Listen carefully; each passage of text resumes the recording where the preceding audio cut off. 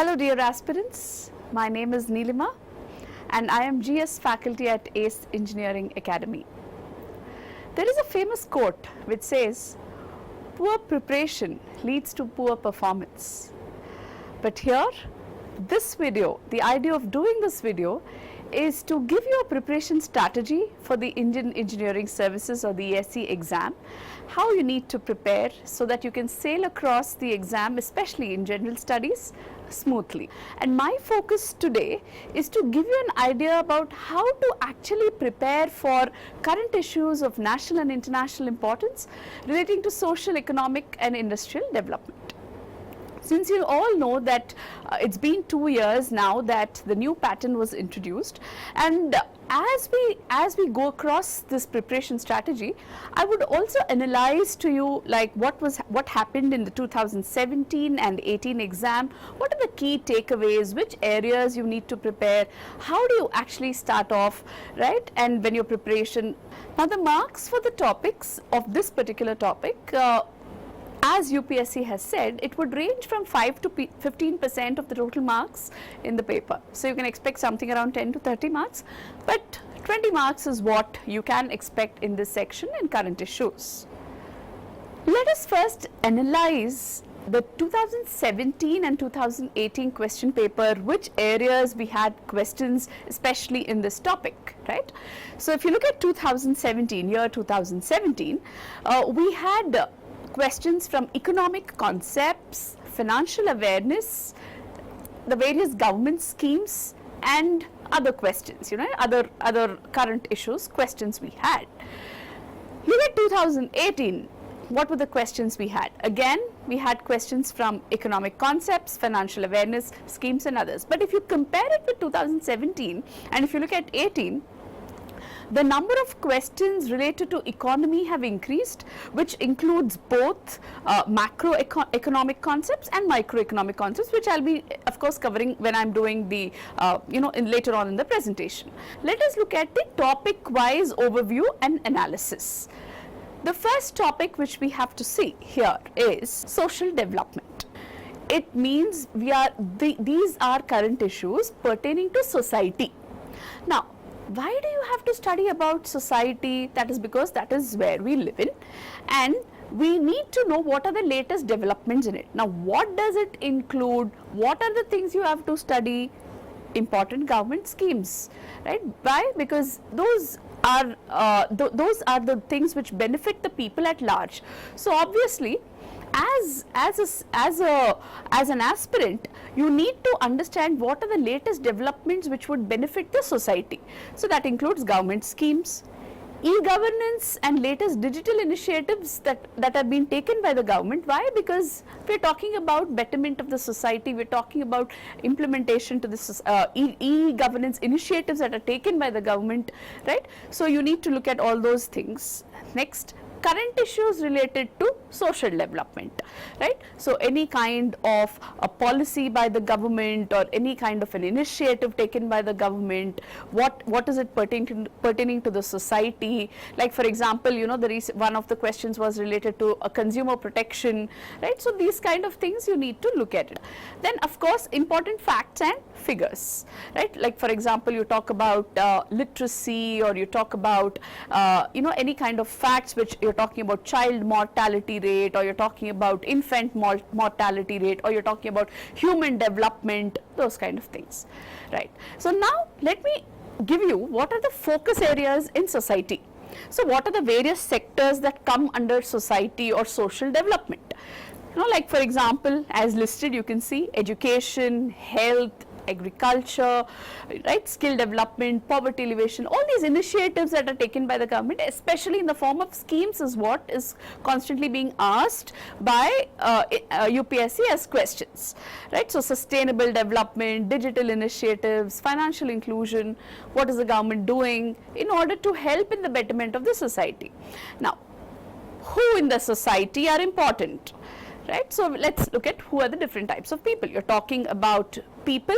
When you say people, it is women and children, senior citizens, marginalized sections, any kind of initiatives that are taken for the upliftment of the marginalized sections, minorities, these.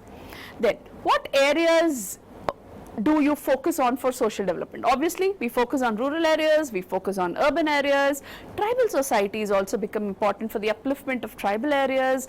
Then today we are talking about smart cities, we are talking about tourism development, heritage cities, right? So these kind of news and these kind of initiatives taken by the government, of course, come under social development, which can come as questions.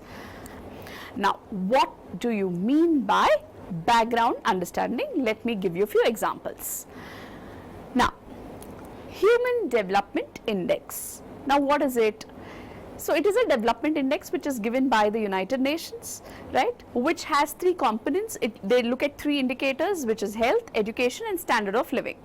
Now, why is this an important indicator? Because it ranks countries based on these three components, where do they stand, right? And the ranking is important because it is given by the United Nations Development Program. Okay. Next, so this background you need to know. Then you also need to understand, what is the latest statistics related to Human Development Index, right? Like, for example, we've seen here, like India's Human Development Index is around 0.624, and it puts India in a medium human development category. Then you have there is low, there is medium, there is high. India is in the medium category. Then the top three countries for Human Development Index: Norway, Australia and Switzerland. So these are few static, not static, I would say these are the few rankings which you need to know, which keeps changing on a yearly basis. So this is the data part of it. Okay. Now, what are the other things related to HDR? What else? You talk about how many countries are ranked, 188 countries. What are the other indices like HDI which are given for development, which are measured, right? You have like Gender Development Index, Gender Inequality Index, Multidimensional Poverty Index, Physical Quality Life Index. Now these are the other indexes. Now what is the point I'm trying to make here is, when we talk about development, there are certain standard things which you should know under development. So you say Human Development Index, okay, that is one index. What are the other indices? What is development? How is it? How the world perceives it? What are the rankings? Where does India stand? This is called as background understanding, which even before we discuss the current affairs related to that, this is the explanation which we give in class, right? So you, for every topic like this, the explanation will be given. So let's look at, based on this understanding, what was the question that was asked in 2018, this year's prelims exam. Let me look at the question.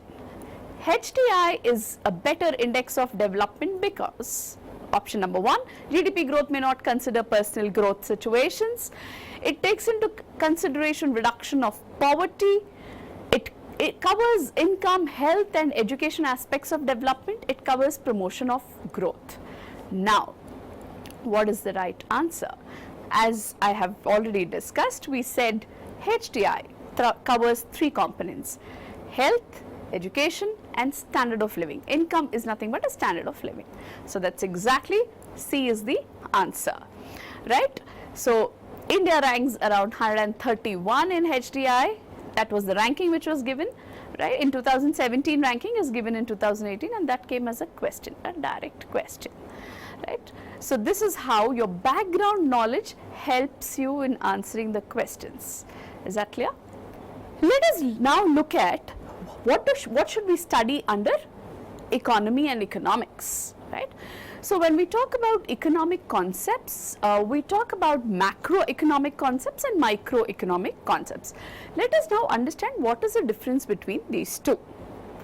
Let's come to macroeconomic concepts. What are they? What do you study? Macro, something big, a broader view. So you look at like national income concepts, growth and development, inflation, banking, taxes, public finance. Concepts related to these things you should know. And these are the areas which for the past 2 years questions have come from under macroeconomic concepts. Microeconomic concepts, what is the things that you should know.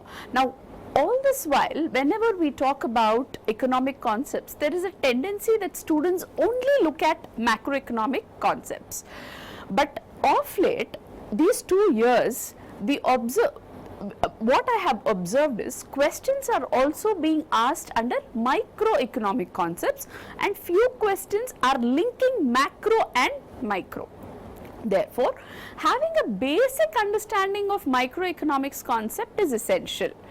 Like for example, the basic terms: what is demand, what is supply, what is price, what is the relationship between demand, supply and price, these kind of things. What is the law of demand? What do you mean by elasticity, demand elasticity? What do you mean by supply? What is the law of supply? What is elasticity in supply, right? When you talk about production point of view, producers point of view, what do you mean by producers equilibrium?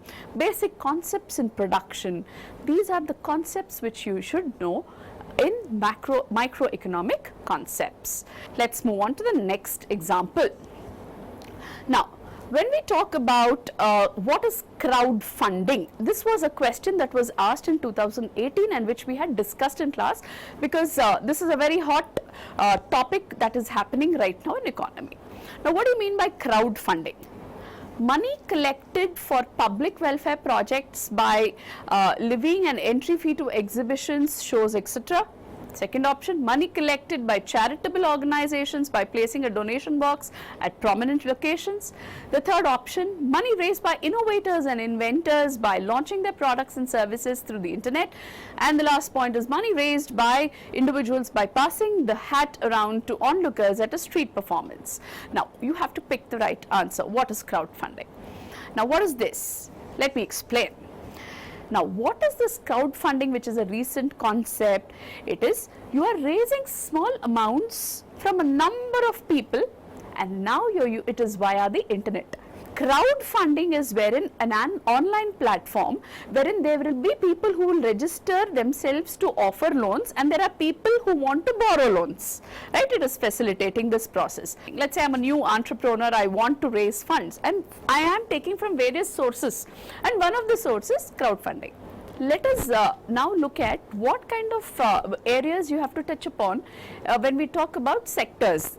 As you all know, the 3 sectors of the Indian economy, we have the agriculture, industry and services sector.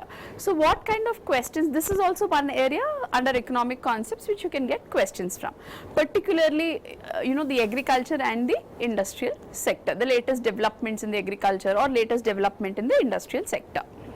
Right, so let us look at a sample question from the paper. The National Agriculture Portal (eNAM) is designed to create a unified national market for agricultural commodities. Farmers can showcase their produce online from the nearest market, and the buyer can quote his price from anywhere. So, which of the following statements is correct? So, we had discussed this in class, and this was an expected question considering the importance the government is giving right now for the development of the agricultural sector, the digital initiative taken by the government for the agriculture sector, right? So, both these statements are correct. The answer is both 1 and 2. Let us look at the next sample question which was asked in the 2017 paper, that was related to repo rate. Now, this was a direct question that was asked. So, that is the rate of interest at which banks borrow from RBI. That was a straight question. So, again finance related. Right. So, banking, always there is a question that is being asked, one question definitely from banking. Right. So, you have to keep yourselves updated on that. Okay. So, that's a direct question there. So, answer 8 is the rate at which RBI lends money to commercial banks generally against government securities. You have to keep a security, government securities, also known as gilt-edged securities. Again, the next question that has come in the 2017 exam, which one of the following committees was set up by the Government of India in September 2014 to restructure the railways and to suggest ways for resource mobilization? The names of the committees are given. So, here again you need to know the names of important committees which is going to help in the betterment of the country. Like, restructuring of Indian railways is a big step that is being taken by the government, right, to improve the railway sector. So names of or any sectors which have been extremely important, let's say for example implementation of GST, if there's a committee, or let's say any kind of improvement that is being done by the government, you need to know which committee has been appointed.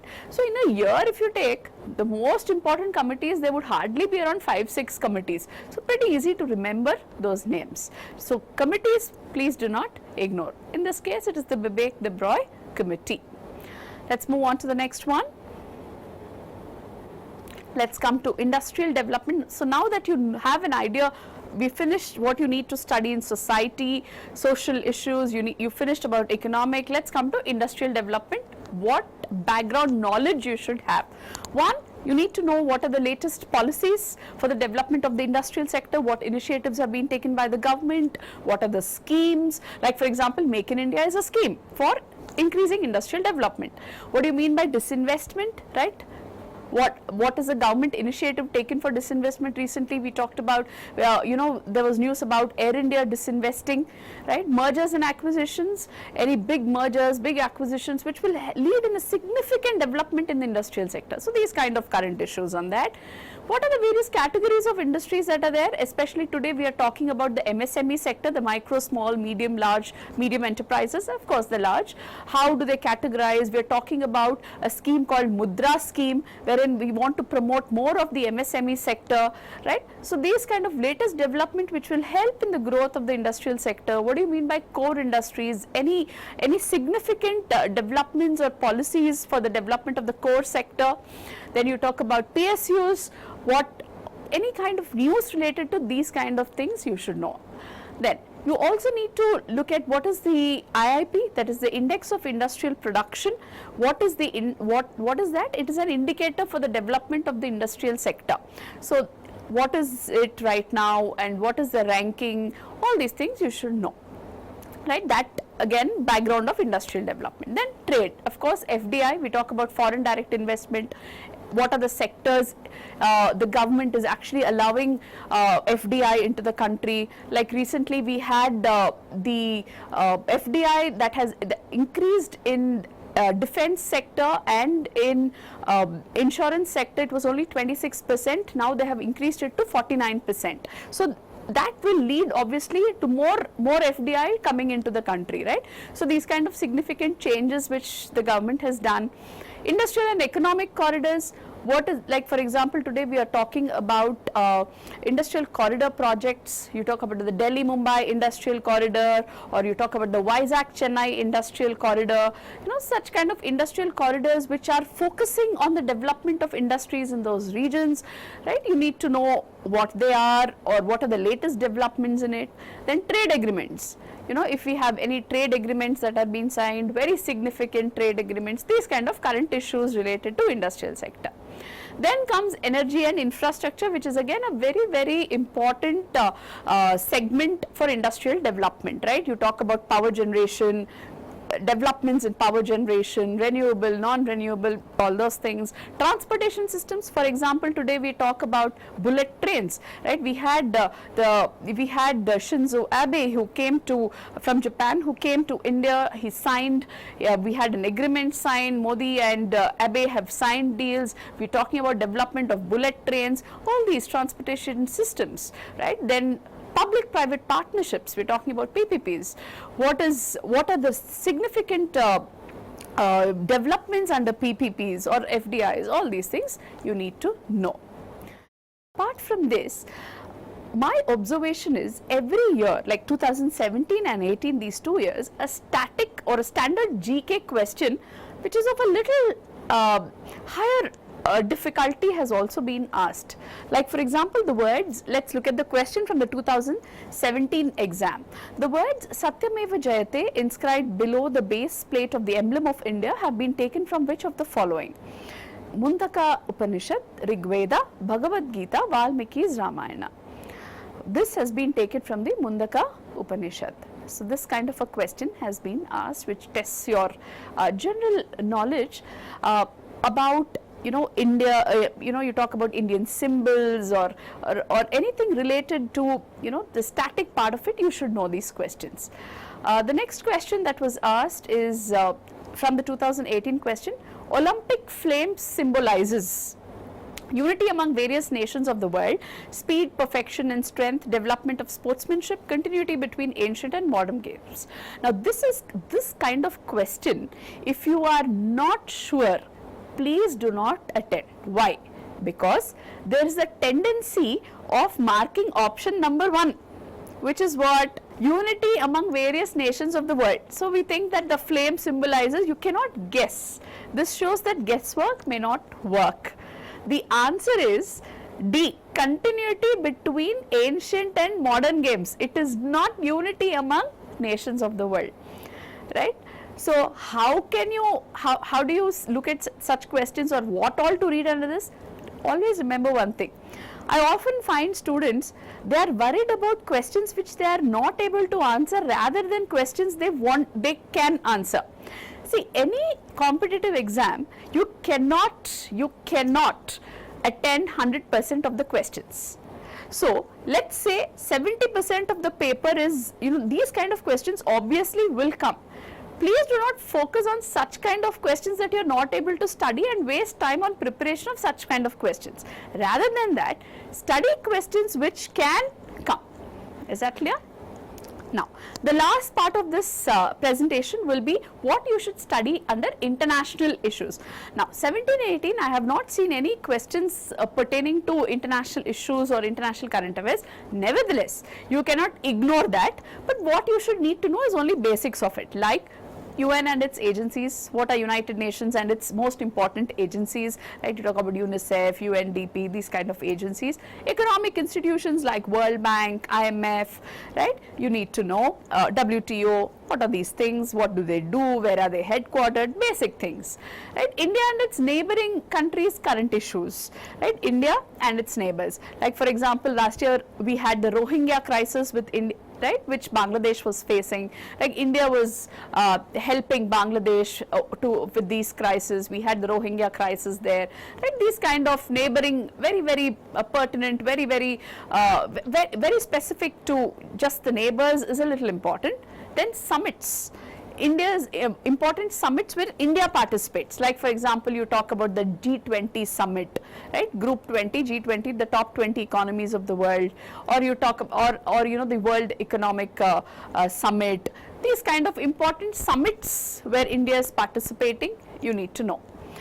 Then important events that happen, or historic events, or environmental related summits, conferences like the COP21, we had the 22, all these kind of summits, important events that are happening around the world, very specific, where India has also been part of it, right? Those kind of questions might come. It may or may not, but you should just have an idea about it. Then any important agreements India has signed with any other country for improving trade or security or international ties. And of course, rankings of India and the world, like you talk about HDI, or you talk about any kind of rankings that India is there. So I think this video should give you a fair idea of how you have to actually start your preparation, which direction you need to go, how you need to prepare for the topic called as current issues on social, economic and industrial development, right? So please do not waste your time in reading unnecessary information which is not relevant for the exam. Because in GS, if you look at the internet, you want to learn through various online sources, the orientation is mostly towards civil services exam. So this might mislead you to your preparation. So therefore, you need to have a bird's eye perspective about things related to GS for the engineering services examination. No research, nothing in depth, just an overview. I hope this video has helped you to have a basic understanding of how to go about the preparation. All the very best to all the aspirants. Thank you.